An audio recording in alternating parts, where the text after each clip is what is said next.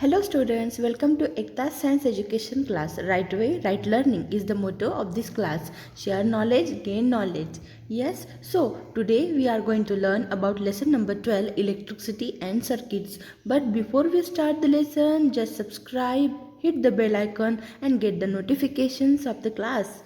Okay, so let's start with the electricity and the circuits. Electricity is a form of energy. It is used by all of us day to day life.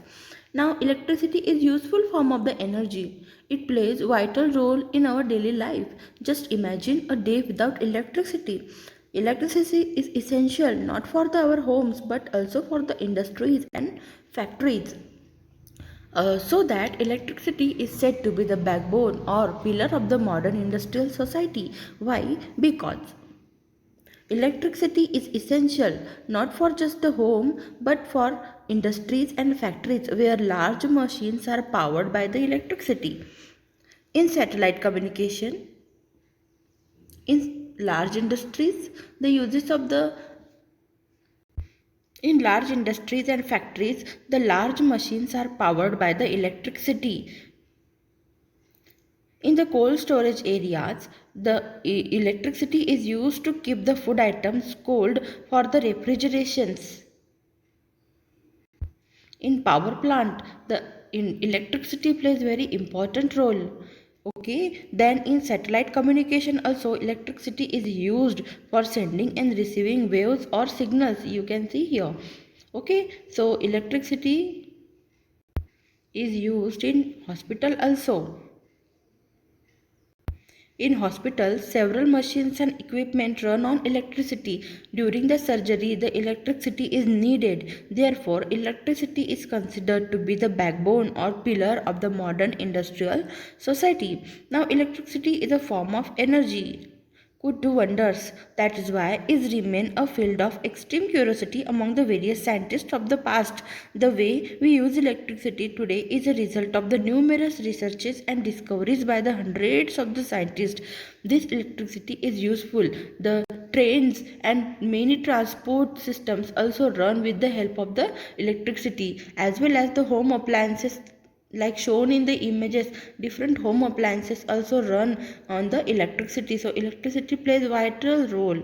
Now, what is the meaning of the electricity? How the word electricity comes from? It is coming from the Latin word electricus, which means like amber. This is so because of the earlier observation of the amber become charged when rubbed. The lightning that we see in the sky during a thunderstorm is nothing but an effect of the electricity. Another effect of electricity is the electric current, which we'll discuss in this chapter. Okay.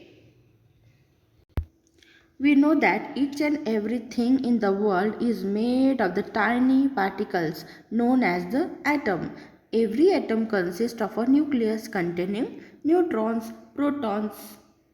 Neutrons are having no charge, protons having the positive charge, and particles like electron have the negative charge revolving around the nucleus. Here you can see the nucleus. Electrons move from one atom to another. This movement of electric charges, that is electrons, produces an electric current.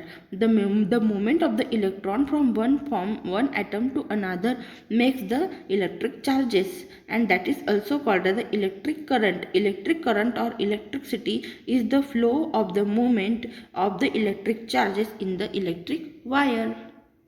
Now, what is atom? We know that atom is the smallest invisible tiny particle of the matter, is known as the atom. Atom consists of the nucleus. Electron move from one atom to another. This movement of electric charges produces electric current. Okay. You can light up a bulb or turn on a fan by simply pressing a switch. When you press the switch again, the bulb or the fan is turned off. What causes these electrical devices to turn on and turn off? The answer is the flow of electric current. When the switch is on, the electric current flows through the bulb, making it glow. Yes, when the switch is off, the flow of the electric current stop and the bulb does not glow. So here in this image you can see a boy is putting the bulb on and here off. So there is a difference you can make when when is the flow of the electric charges happen through a path, the bulb will glow. Okay, so the electric current is the flow of electric charges through the path. In the above figure, the bulb glows as long as the electric current flows through it. By switching it off, we temporarily block or break the path. As a result, electric current cannot flow. In the bulb, electrical energy is converted to the light energy and heat energy. That is why it gives out light and also becomes heated after some time. In some devices such as electric iron and an electric geyser, electric energy is converted to the heat energy. Can you think of the three more devices which convert electric energy to the heat energy? Now we are going to learn about the electric light bulb. Okay, which are the different important parts of the electric bulb. Electric bulb is designed to emit light. It consists of the coil filament made of the tungsten. You can see here the electric bulb is designed to emit the light. It consists of a coil filament made of the tungsten. This filament is supported by the thin straight support wires. The support wires stand on a glass mount which is further connected to the terminus. Okay, which again connected to the terminals. Terminals are the points at which the bulb is connected to the path of electric current. This entire setup is enclosed in a glass case. Here glass case is there. These all entire structures, okay, which connected to each other, and it is connected in a glass case. The space inside the glass case is filled with an inert gas or non-reactive gas like neon. Okay, when electric current, helium or neon gas is filled there. Helium and neon both are inert gases. When electric current is passed through the bulb, the tungsten filaments get heated to a high temperature and starts to glow, emitting the light. Now, one important thing, why the tungsten filament is only used? Because the tungsten is used for the filament of the bulb. Here you can see the tungsten is used. Why? The tungsten filament of the bulb, because it does not melt easily. अगर कितना भी heat वहाँ पे हो जाए तो वो क्या होगा, मेल्ट नहीं होगा. So there is use of the tungsten. Okay, other materials would melt even before reaching such a high temperature. Thus, tungsten is best choice for making filaments. Now, after this electric bulb, we will learn about the electric cells. In day-to-day life, you have seen many cells. At the wall watch, we are adding a cell. Then at the hand watch, we are adding the cell. There are number of the your play toys where the cells are there to run that toys. Okay, so electric cell is a device that converts the chemical energy to the electrical energy. A collection of two or more cells connected together is called a battery. A battery can supply more power than a cell. Okay, so here you can see these are the general cells which you have seen. This is a button cell which is in the watch, in your wristwatch.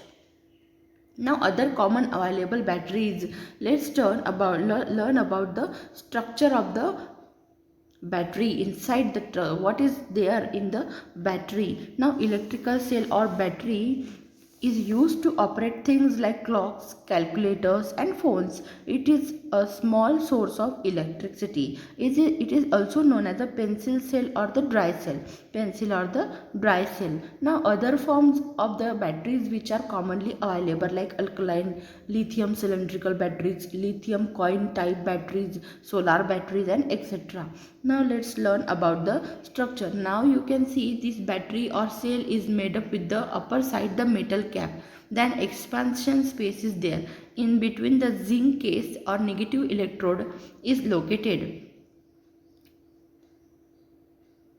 Then now you will say, madam, how this dry cell will work? Now the dry cell is an electric cell which contains chemicals in the form of the paste which is filled in that dry cell. The parts of a typical dry cell are shown in this diagram, like metal cap, expansion space, zinc case, negative electrode, electrolyte, manganese dioxide paste, and carbon rod, positively electrode, and etc. So let's learn about one by one. The metal cap at its top acts as the positive terminal. The outermost part of the dry cell is a zinc case. The outermost part of the dry cell is a zinc case. The bottom of the zinc case acts as a negative terminal. From the base of the metal cap, a carbon rod runs down the cell. The carbon rod is surrounded by a mixture of the powdered manganese oxide and carbon. This is further surrounded by the paste of the ammonium chloride.